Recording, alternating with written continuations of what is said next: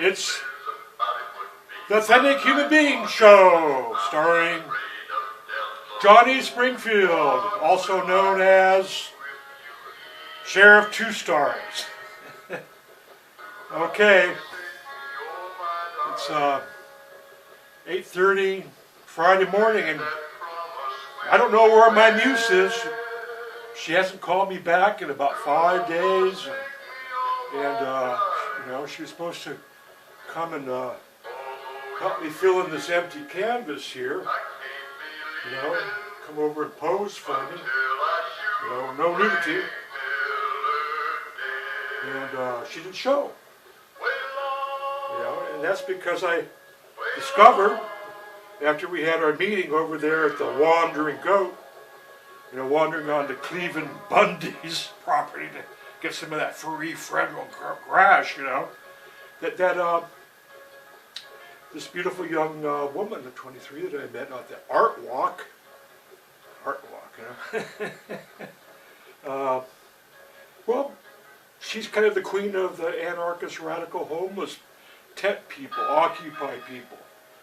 And she didn't inform me of that when I met her, and she didn't inform me when I called her up and told her that she's going to be the heir of my bohemian information.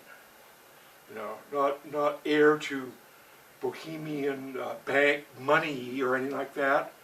You know, it's not like, you know, I got a fatal wound. I got to give my money away to somebody before I die. What song is that? You know, a famous song. Will it come to me? So, anyway, I can't believe it. You know, it turns out that her boyfriend, Ambrose Hilithoth Timothety or something like that, the third, I call him Little Lord Fauntleroy, which is not going to get me any points with my missing mutes, see. But this is, you know, par for the course, you know, i.e. Rena Easton. Well, it looks like she has thrown her lot, you know, in with militias of Montana, which are all heading, or we're heading over to Gavin Bundy's ranch to, you know, pull rifles with big scopes on them on the federal, you know, marshals, or to get the cattle off the land. You know, I've been doing this. See, and it's not like, yeah, I'm psychic. Yeah, I can see the future and all that. You know, I'm the Oracle of Delphi. You know, but see, as an artist, I latch on to things. See. You know, like my muses, these beautiful women, see, these are the oracles, see, my muses. And I listen to them, you know, they stand back at me with their big wings and, you know, talking all this stuff that's supposed to be, you know, inspiring me to make some paintings, beautiful works of art, you know, or, you know, compose symphonies and stuff like that, and, you know, write music, play the guitar, whatever. You know, this is what a muse is supposed to do. And, well, today, it doesn't work like that, see, because all these beautiful women, you know, who I'm attracted to for some reason, turn out to be stone cold radicals. You know, revolutionary anarchists, you know, and they're all kind of like, you know, for the overthrow of the government, see.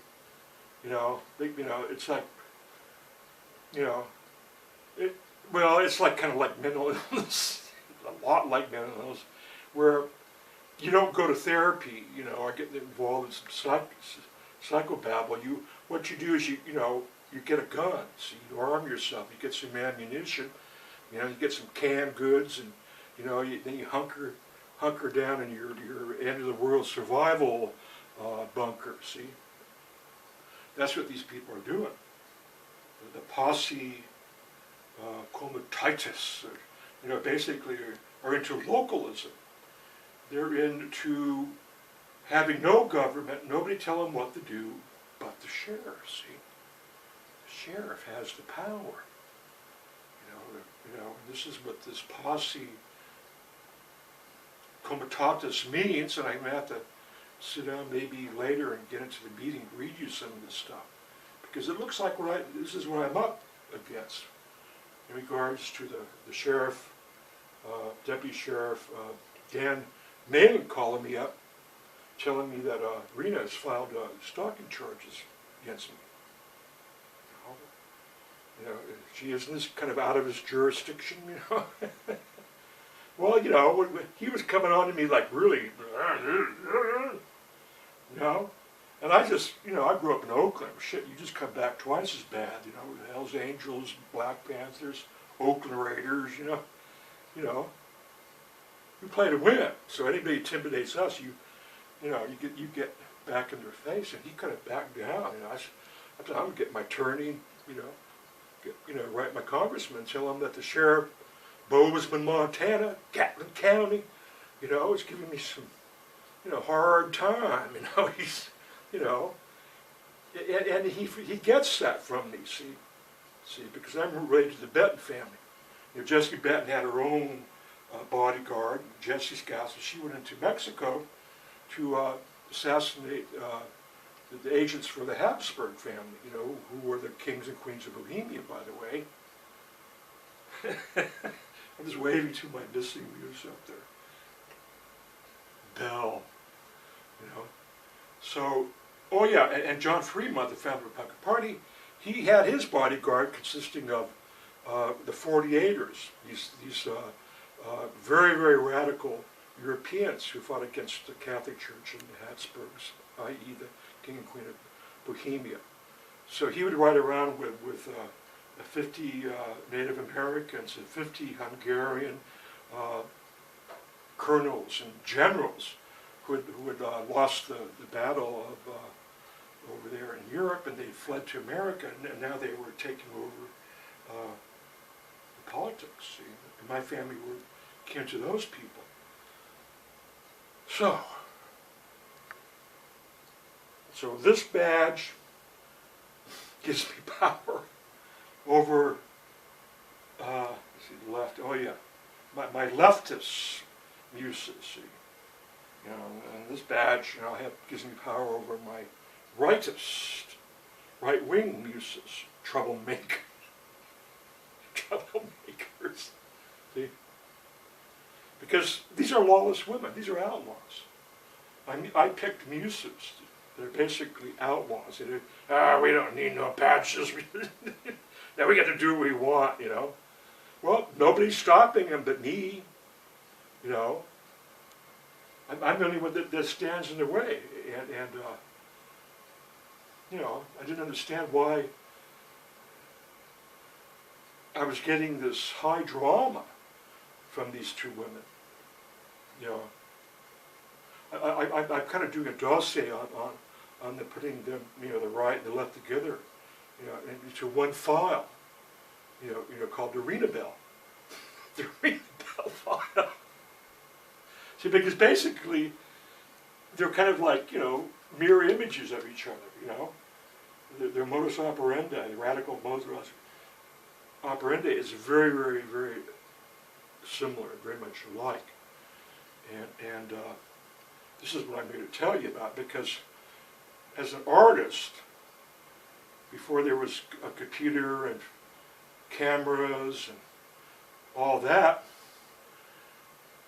the artists had to record this, or they didn't have to, but they chose to. They were compelled to paint the history.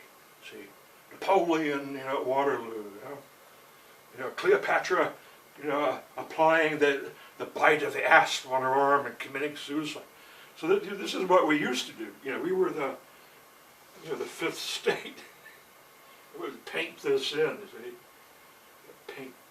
You know, and you know, it's not like snapping a picture or doing a video. It takes quite a while to do painting, and you know, it's snail mail basically in terms of media. And I've been dying and aching. You know, I wish Serena, even though she's 61, was here. You know, helping me do her arm and her hand here.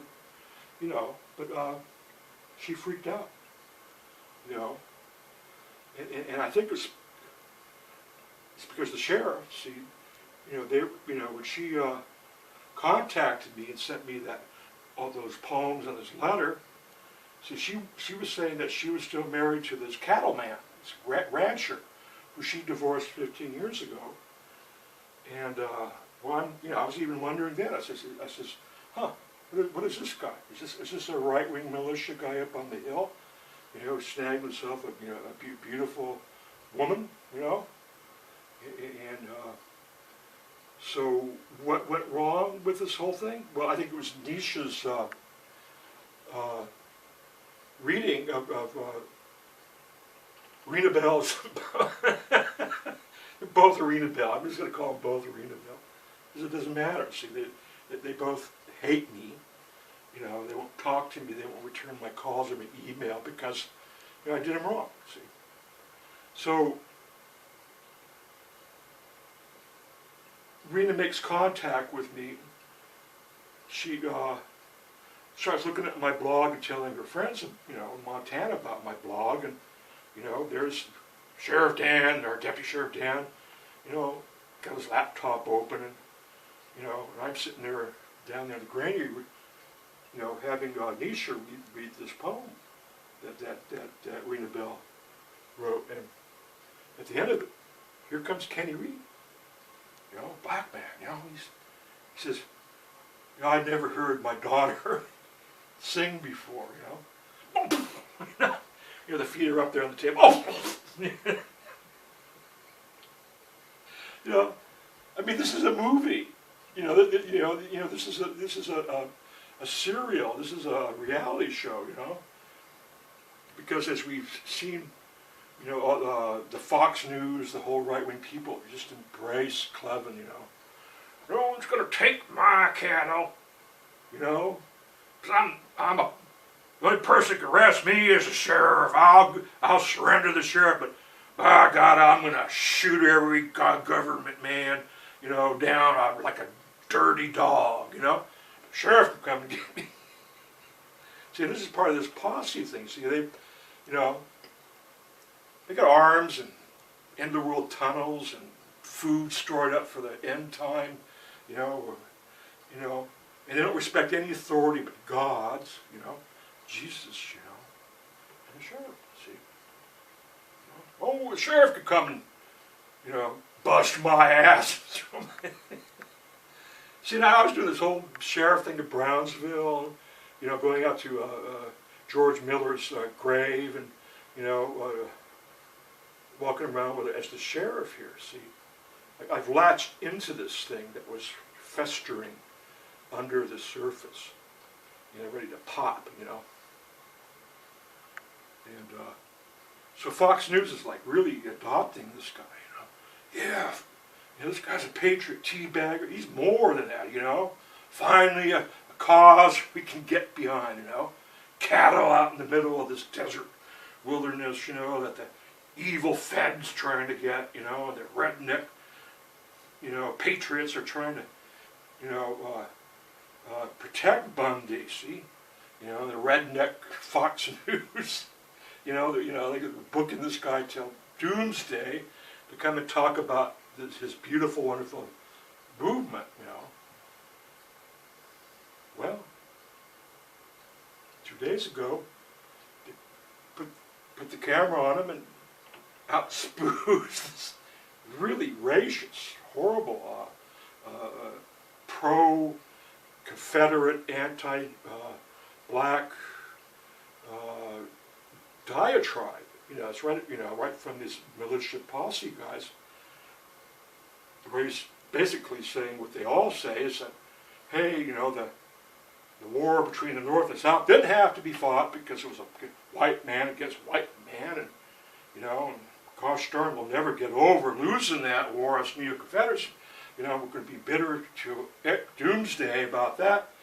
You know, so why don't we just all admit, you know, that black people were better off being slaves, and by gosh, let's bury the axe and let's go on and be what, you know, what white men do, you know.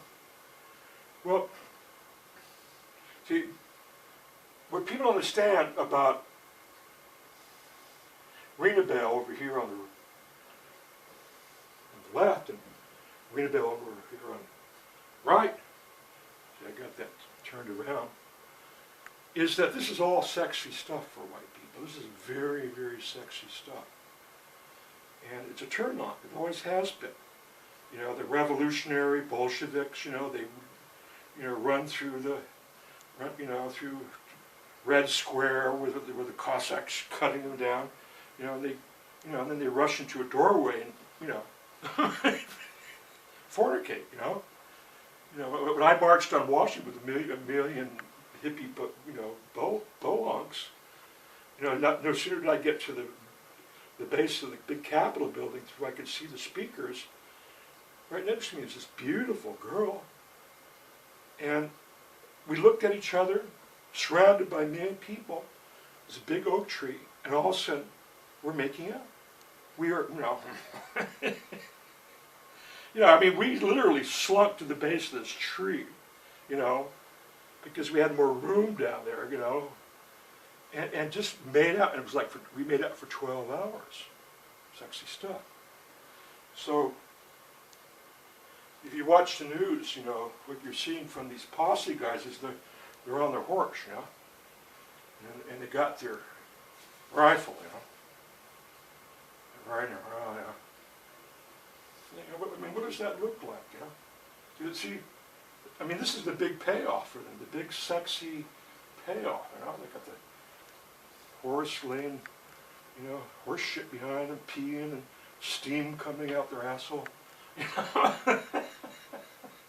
Just, you know, ton of hot flesh underneath them, and there they are with their guns like this, you know. And they look over and they notice that their helpmeet, their wife, she's riding alongside them. You know, she's got her, you know, gun up there, you know. And he's saying, no, you know, you wait till tonight, honey.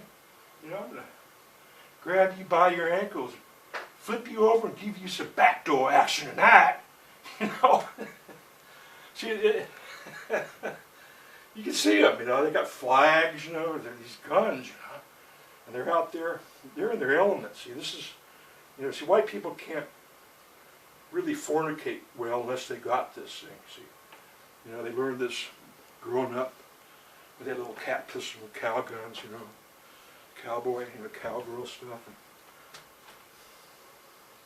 And so people get laid, see, people go to these demonstrations, you know, they got the scope and the crosshairs, see, you know, it's all zeroing in, you know, putting a hot lead bullet in somebody, you know, oh,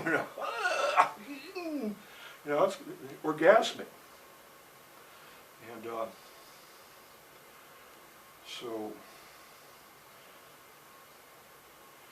when I met with Renabelle, the radical anarchist homeless advocate, she played me. You know, she played me for the fool, but she didn't tell me her boyfriend was like kind of the king of the advocate, right, anarchist, you know, Lord Ambrose, you know. Got this little mustache that looks like a caterpillar, you know. And he's sort of a delicate, I don't know, I don't want to say effeminate, but, you know. But she's meeting me, she comes into the wandering goat, and she stands there, looking like a ragamuffin, you know. Arms, her bare arm, you know, her guns shown, you know. She's got this, you know, kind of a thug cap on, you know. She's got a roller skate, big skateboard, and, you know, in her hand, and she poses. I mean, you know, I said, well, okay, why aren't you just sitting there? What am I, you know, why are you posing for me? You know, you know, wait till we get near the empty canvas, girl. You know, see, but she's got another agenda. She's read everything according to her worldview. Everything I've said to her, which was not much, she's translated into her worldview, but mainly her lover boys behind her, his view. Because he's the one that sent her to meet me. He's the one that said, hey, what about that old old beatnik bohemian guy you met over there at the art walk, you know? Let's see what he can do for us. Because the day before, someone gave these people, or the homeless, $400,000 to buy some property. I asked Belle, I says, did you hear about that? Oh yeah, I read that in the paper. See, and that's when I got suspicious, see. Well, what do you mean she read it in the paper? Because I already seen that she got arrested 2 days prior. Or just before I met her, she got arrested in front of City Hall. And she said she was a radical in that film I made of her. And I'm saying, well, why isn't some of these street urchins, these waifs that she hangs around, telling her about it, and then they're just jumping up for joy. So I had found out then who was behind her. See, there's a group of men, see, Snow White and the Seven Dwarfs. And, by golly, she had money to go buy some coffee and a cake there, she offered to buy me one, I offered to buy her one. She said, oh no, I got it. I says, well, shit, where is she getting this money? See, right now she doesn't know that I know her cover's blown. Right? And I'm going, well, okay. When she sends me this poem, she says, yesterday I slept in a tent in front of City Hall. Okay, she never said that. And I was showing her my homeless stuff and working with Hollis and some other homeless people here in Springfield. Not a word. Not a word. Now I'm showing her like, hey, going to respond to this, and she didn't respond to this. See? And then she gets the call. Excuse me, I got to take this call. She goes over about 10 feet or 20 feet. And a couple minutes go by, and she comes back. And there's this energy flowing off her. And she sits down, and I noticed her whole arm is full of goosebumps. And I'm like, what is this? I even reached over and felt it, Whoa. See, I think Lord Ambrose had called and said, well, how's it going? Ching-ching, ching-ching, play the old man like a one-armed bandit, Did you get anything out of him? No, but I'm sure having a sexy time trying to. I'm doing my best, for the cause, I mean, this is right out of a movie. I'm trying, Mata Hari, these silent movies, in the 20s. This is the core of white culture, the Jezebel,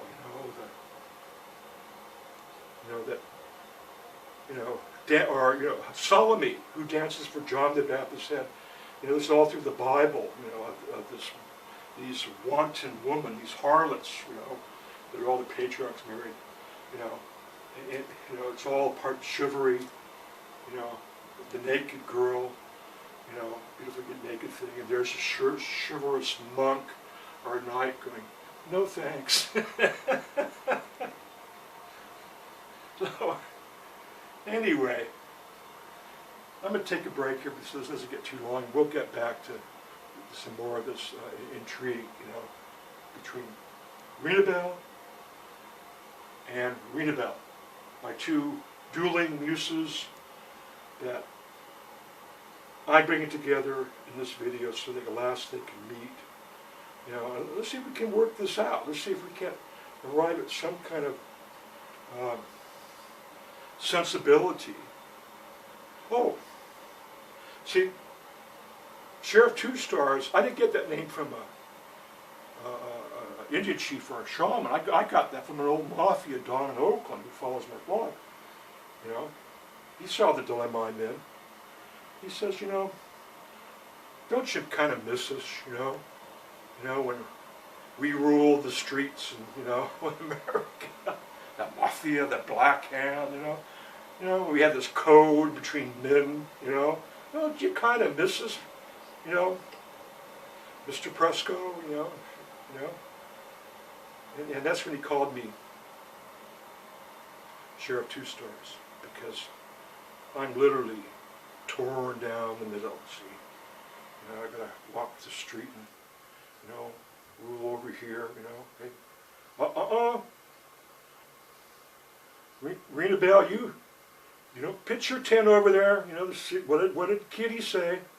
You know, you don't, no more tents in front of City Hall. And I'm walking down and, oh, there's Rena.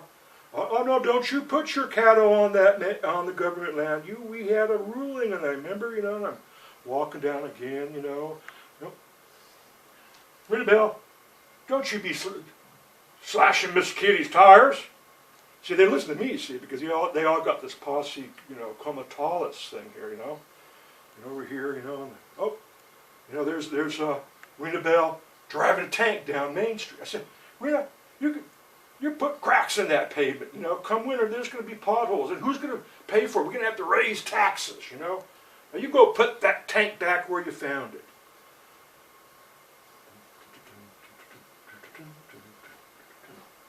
Yep, here comes Sheriff Two Stars. He'll make peace between the left and the right.